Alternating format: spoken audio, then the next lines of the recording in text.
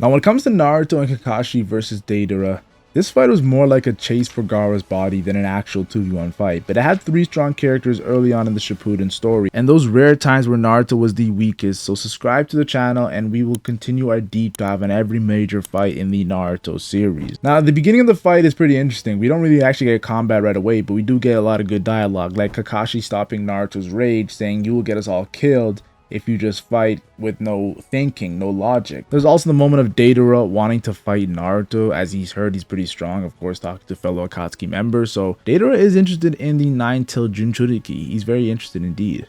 We also see Deidara saying Sasori is stronger than himself, even though he shouldn't say that, which is very interesting because Deidara became much more of a problem in Shippuden than Sasori ever was. Not saying that Sasori is weaker than Deidara, but I just feel like it shows that ninja fighting is not always about who's stronger. It's also about versatile arsenal and different fighting styles and matchups. And Deidara just seems to be more valuable when it comes to the Akatsuki than Sasori. Even though Sasori, probably before the fights we seen Shippuden in part 1, and like a lot of his intel was pretty interesting. If anything, he helped the Leaf Village more than the Akatsuki after he died, which I found pretty interesting. But I will admit, Sasori probably is top 2 strongest Sand Village ninjas of all time. Whether you want to put, of course, Gaara above him or the 3rd Kazekage, people always want to talk about that. I think Sasori is up there as maybe top 1. We also get Deidara saying the last 2 Jinchuriki hosts nobody tried to save. In fact, it was a relief to some, pretty much triggering Naruto. But Deidara is just telling the truth in his last missions. Like, the Jinchuriki are not really seen as value when it comes to the village. They're more so seen as a burden, and the Akatsuki having them was more so the fear of what they're going to do with Jinchuriki rather than the Jinchuriki being killed. And that's something that needs to be talked about in the Naruto series, guys. Now, Deidara did admit he would have beat Naruto if he didn't run out of clay bombs, but he also says it's not just that he is out of clay bombs is the reason why he can't beat Naruto right now.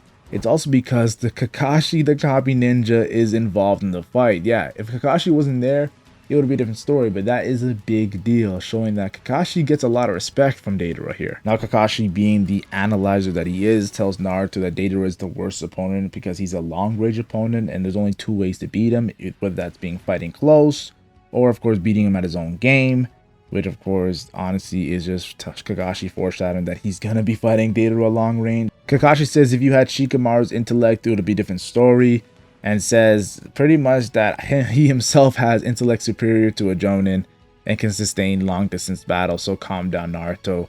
This is not really a bad situation for Kakashi.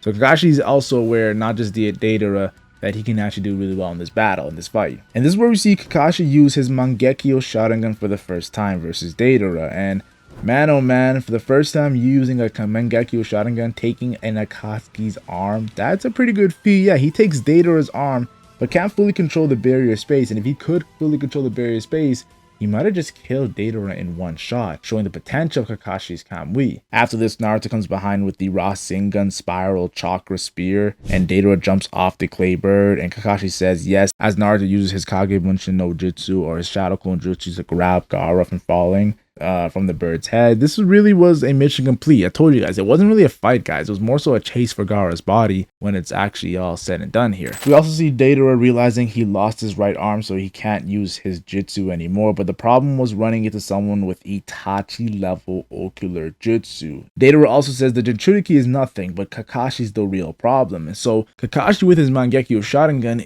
he's just getting way more respect than he usually does. He gets a lot of respect, but it's the fact that he has the Mangekyo Sharingan which making Deidara really trip out here. Now, of course, after Deidara says this, of course, downplaying Naruto, he surprises Deidara with a nasty punch. And then Naruto then uses his Shadow Clones to grab Deidara as he kneels him to the ground. Yes, he knees him to the ground and does ground and pound plus Rasengan, which worries Kakashi as Deidara was using a clay substitution jutsu. You still see Deidara bleeding, of course, from the attack as he sees Naruto go 2 tails and realizes why the punch has so much impact, as Kakashi was told by Jiraiya to seal 9 tails while Naruto was only at 1 tail. But in this situation, he currently had 2 tails. Kakashi then uses Kamui to get rid of the explosion, as Guy says that Kakashi is a worthy rival. Yes, the explosion that Deidara was trying to do, yes, Kakashi dealt with it with his Mangekyo shot. And again, this his power is just so clutch. Of course, Kakashi was drained out of his mind, but the ability of the Kamui is insane. Now, Deidara didn't expect his self-destruct shadow clone to be foiled, but still had a good decoy to escape because he knew that the numbers now, it wasn't just Kakashi and Naruto, it was just more the villager ninjas like Guy, and he was cooked. But if he actually stayed to fight, Deidara, of course, lost an arm from the elbow and needs to find his right hand ring that he dropped. So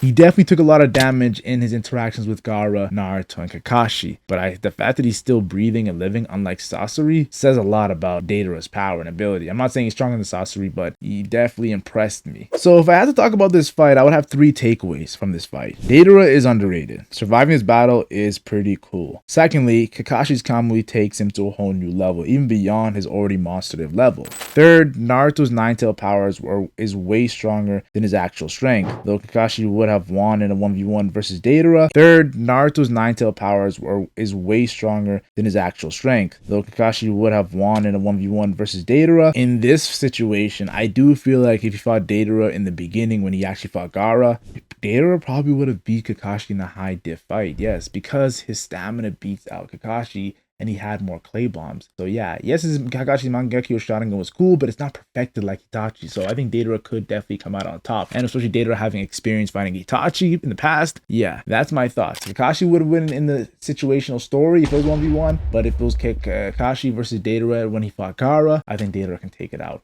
So yeah, that's my ranking of this fight. Deidara, Kakashi, and Naruto. 3 strong fighters, but this is how I gotta look at it. There's a reason why it's a 2v1 versus Deidara. People need to put more respect on his name.